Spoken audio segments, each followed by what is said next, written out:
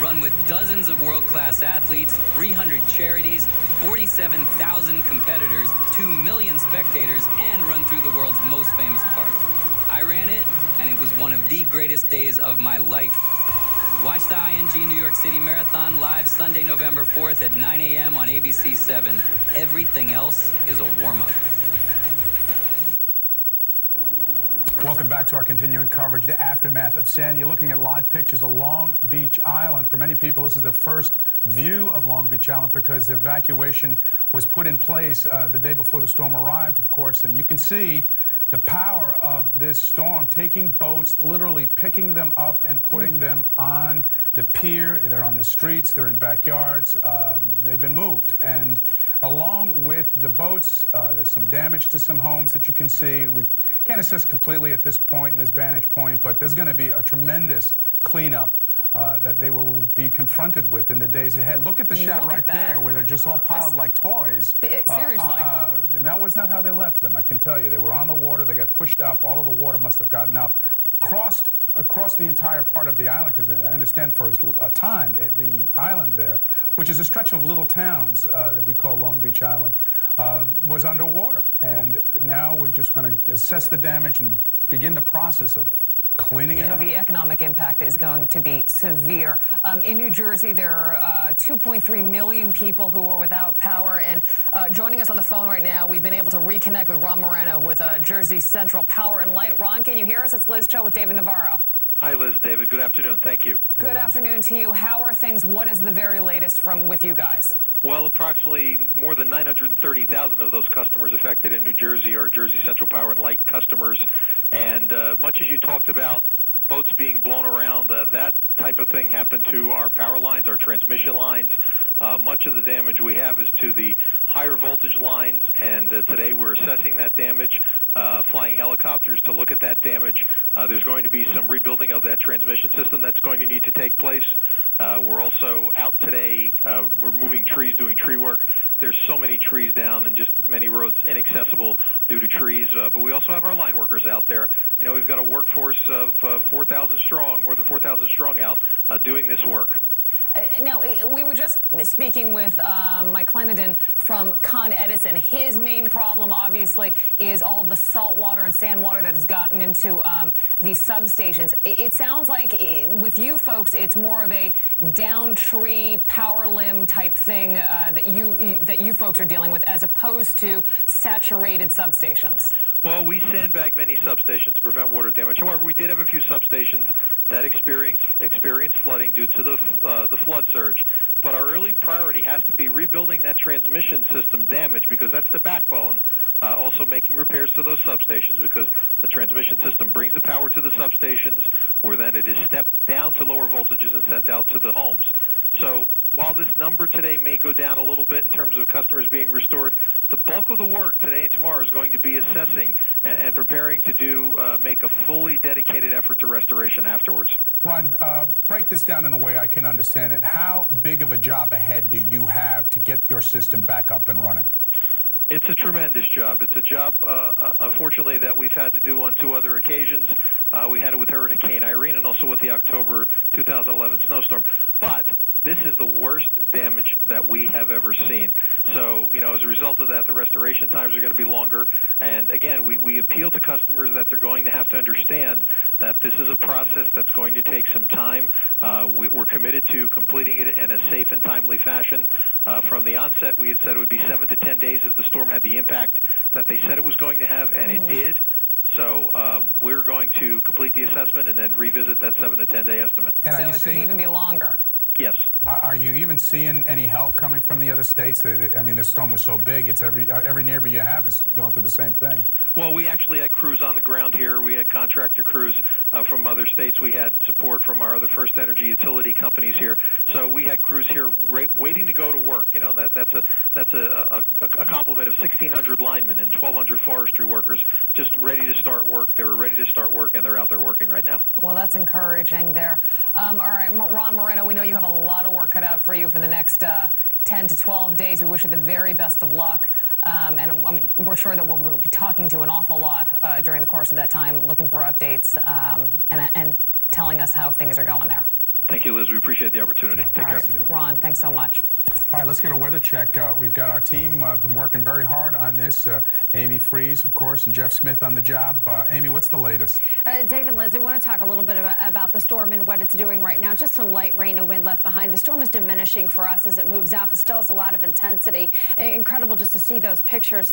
Briefly, I did get a file in from the National Guard showing a stretch of the Jersey Shore, Seaside Heights in particular, where the beachfront homes have sand halfway up the home. So it's just incredible to see some of these images coming in, and a lot of people who, of course, own those places don't even have the power to see what's happened with them. So the storm itself is moving away from us, moving inland. The impacts take a long time to recover from. We're getting stories in from some of the viewers. I want to jump outside of the corner. You can see our streets are dry here. Meteorologist Jeff Smith has been standing by, and he has some folks out on the street. Jeff, what are people saying here in our neighborhood, here on the Upper West Side? Well, obviously everyone affected by this storm, Sandy, and we have Greg here. Greg works for the MTA, and you've had a hectic couple of days. Yes. And you work, you do emergency repairs. Emergency repairs and inspections. And I can imagine this is on a massive scale. Yes. The repair that we're going to have coming up. Yes, we have crews all over the system, working around the clock right now, trying to inspect everything, make emergency repairs where we need them. And I mean, the subway's flooded so much. What do you think is going to be the harder job? Pumping out all this water, pumping out millions and millions of gallons of water, or the effect of the salt water, the corrosive effect? I'm going to have to say the corrosive effect, because it's going to take people to fix all these things. Whereas pumping the water, there's people involved, but it's going to be mostly done by machine. Okay. And you think that at some point there could be partial openings before there's a full opening? I honestly can't say, but I hope so. Okay. Thanks for joining us. On a lighter note, we have some people over here. You're from where? From Israel. What's your name? Yohai. This is your first time in New York. Yes. And this is your wife here? What's your name? Aviva. Thanks for joining us. And you've had a wild ride here in New York. First time in New York, and you go through a hurricane. What did you think of it? It's it's a little bit exciting, and it's so sad that people was hurt. That we hear, people was hurt. And you were staying on Central Park South. Yeah, it's across where the crown was fall. Where the crane was falling down. Yeah. So it was a frightening sight, right? Yes, it's exciting, something afraid. Yeah, but we stay on the hotel. And you were pretty high up in the building. Yeah. Where you were? Yeah. Okay. That's the crane was against our window, so it was against your window. Yeah. So when you looked out the window, you could actually see this crane dangling. Yeah, sure. I've taken a lot of pictures.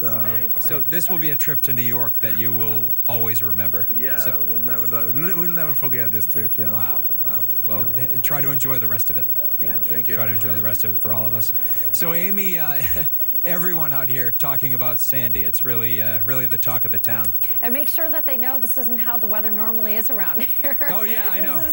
Absolutely not. We want them to come They're back. gonna have a bad impression for our better weather. Usually a terrific autumn. So great job out there, Jeff. Let's get to the wind speeds. We've had winds coming out of the south, still gusting about 18 to 25 miles per hour. We had a 31-mile-an-hour wind gust at JFK within the last hour, 26-mile-an-hour wind at Islip. So the winds are starting to diminish. Right now, temperatures are in the low to mid-50s, getting a little cooler out in some places. Look at Morristown, 48 degrees. We'll see these cooler temperatures over the next couple of nights, and without power, this is going to be an uncomfortable situation for some folks. It's not extreme cold, but at the same time, dropping into the 40s across much of the area in the overnight hours will be chilly in some places. Here are the extremes of Sandy. The landfall pressure, 27.92 inches. This was at Atlantic City, speaking to the intensity of the storm as it made landfall. The highest wind gust was 96 miles an hour at Eaton's Neck, New York. The highest storm surge, 12.5 feet at Kings Point, New York. And of course, at the Battery, we're well above 9 feet. We had incredible storm reports all across the area, from the damage, the wind speeds, and also just the overall impact of the storm. Roads becoming impassable, structural damage, and a lot of it from the wind on land. Eaton's Neck had 96-mile-an-hour wind. Islip at 90-mile-an-hour wind. Just incredible to look at some of these numbers all across the area. Even Central Park, which their wind wind gauge is sort of in a sheltered area, a wind speed above 60 miles an hour. For New Jersey, Montclair, the top wind speed for the state, 88 miles an hour. Clifton, 80 miles an hour. Newark, almost 80 miles an hour. All the way through Teterboro, Bayonne, and Caldwell, we're seeing over 70-mile-an-hour winds reported during the storm. Connecticut's peak wind gusts. This is the type of wind that creates the widespread damage that we've seen around the area. And of course, the incredible wave action as the storm came on shore was what created all the water problems that we have seen. Now as the storm moves inland, it'll continue to spin. It is producing some heavy rain in some areas. Incredible amounts coming in from Maryland during the storm, in Delaware, upwards of a foot of rainfall. And so that's where the heavy rain bands actually landed, and the cold air wrapping in behind the storm. That's where we're seeing the snow in West Virginia. So the low pressure system has pushed into parts of central Pennsylvania. It'll continue to push eastward, but the storm is really still packing a punch and producing some pretty incredible weather all the way up into the Great Lakes. The winds are starting to sweep over Lake Michigan. It's likely going to create some lakefront flooding, if you will, for northwestern Indiana, places like Gary, watching the waves starting to increase as we speak. And speaking of waves, we put together this model to show you what happened during the storm. As the hurricane came up through the Gulf Stream and then made that hard left turn, the wave heights inside the storm, just as it was offshore, were up to 45-foot waves. And then as those waves got closer to the Jersey Shore and also the Long Island South Shore and into the Long Island Sound, that's the shove of water that we saw across the area. So just an incredibly powerful storm that came right inland and bringing all this damage for us. What's ahead in the coming days through the rest of this evening and through a lot of the cleanup, folks will have to be dealing with a little bit of light rain across the area, the possibility of some gusty breezes coming in, nothing that's damaging, but as things are loose and as we've had the damage already, be aware of your surroundings, any loose branches, those types of things. You don't want to get caught off guard by a small gust of wind because something was shaken loose during the storm. By tomorrow morning, we do have clouds in place across the area, and we start to see this threat of rain diminishing as the week progresses on. So by Thursday into Friday,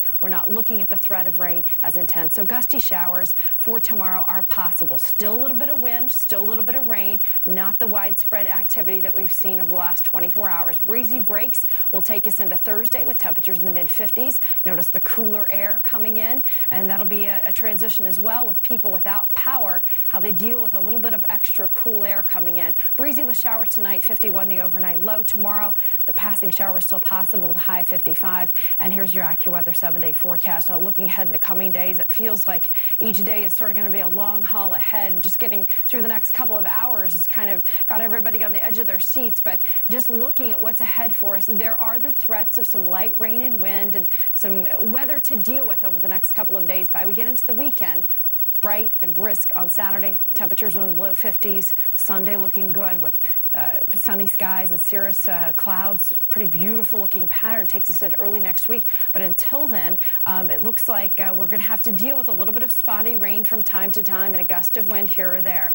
Now, David and Liz, as we look at the forecast long term and we look into the weekend, things really do improve. And a lot of folks are focusing on Sunday because they want to see what's going to happen with the marathon. We, of course, are looking forward to that as well. But it's going to be very difficult to weigh in the decisions of activities in the coming days. It's almost going to be a day-by-day scenario, I think, as people try to figure out what's ahead. Yeah, that's no question about that. And the other good news is that, and just from Jeff Smith's live shot, you could see, and from us looking outside the window, there are signs of the city coming back. You know, there's traffic outside. The newsstand across from our spot here is open. There's a lot of people walking out and around. That's not to say we still have plenty of obstacles and challenges ahead. Yeah, it is also pretty remarkable that nearly 20 hours after we saw the eye of the storm kind of move across our area, that we're still feeling the effects of Sandy in terms of the rain and the wind and things like that. One of the places that was also hit hard by Sandy is in Fairfield, Connecticut, and that's where Joe Torres is. Joe, can you hear us? I can, Liz and David. Look at this. Can you see some sunshine? Oh, that's a good sign. Talk about a sight for sore eyes. The sun. We have sun. We have sun in Fairfield, and on this side, there's blue skies. My, does that feel good. What a cleanup job underway here in Fairfield. We're right outside the old town hall here in town. There are trees and debris scattered everywhere. David, you'll know this. Liz, here's a quick education. El Jefe that's Spanish. In English, it means the boss or the chief. Well, that is the term, that's the name that the Fairfield Police Department has given to its LAV, Light Armored Vehicle. It's a vehicle they normally use for SWAT team responses, hostage standoffs, emergency responses, which means it came in handy yesterday and today. Well, today they gave us a guided tour in El Jefe, their light armored vehicle, to survey the damage throughout Fairfield. You will be amazed at what we found. Our first stop with the Fairfield Police Department is Jennings Beach. I was here this summer with my family. We parked here. This is a parking lot, believe it or not. You can see the stop sign off in the distance just to give you an idea of how deep the water is here. Off in the distance beyond the utility poles, there's a children's playground there, believe it or not. It is completely underwater. A little bit to the right over here, those homes evacuated, thank goodness, because the basements, the first floors, much of them were underwater. No one is there now. Police will be evaluating that location soon. Our next stop will be going up here to the beach. Take a look at what happened there. We are now on Jennings Beach. The time here, 12:03. High tide is at 12:05, according to the officials here. For you boaters, I want to show you something that will astound you. You know what this is. This is a channel marker. And if you're a boater, you also know how well secured these are into the ocean floor. Here's the amazing part. I want to show you where this channel marker was before the storm. Take a look over my left shoulder. Off in the distance, you can barely see the fishing pier out there, getting beat up right now by the waves that are coming in. The channel marker was on the other side of that fishing pier. It's not there now.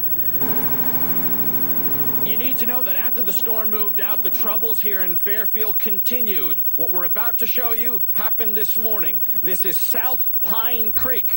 Take a look in the distance. You see the house there floating in the middle of South Pine Creek. Now, let me show you where it was this morning. All the way down, it was right here in that empty spot. I want to interview Bill, right? Bill, what's your last name? Petit. You lived here how many years? Since 1982, so 30 years. You literally watched this morning, correct? When that house went for a ride? Well, I saw as it was going in the water. What ran through your mind? If you really want waterfront property, you really got it. If you had to describe the damage here in Fairfield, the title might be A Tale of Two Towns. We've already showed you what happened along the shore, where the surge of water created huge flooding problems. But Fairfield is 59 square miles. On the other side of town, a whole different set of circumstances. The high winds brought down dozens of trees. Just one reason why 97% of the town is without power.